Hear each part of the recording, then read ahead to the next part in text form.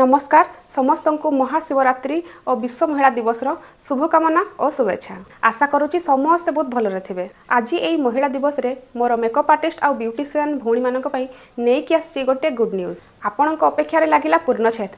मु आपणकर professional makeup artist Divya दास 8 time nationally certified Odisha रे फर्स्ट टाइम लॉन्च होगा जाउची आमर online professional master course of bridal water resistant makeup. ना आपण को मुंबई दिल्ली कोलकाता गुजरात जाकि हजार हजार टंका खर्च करिया को पड़िबो।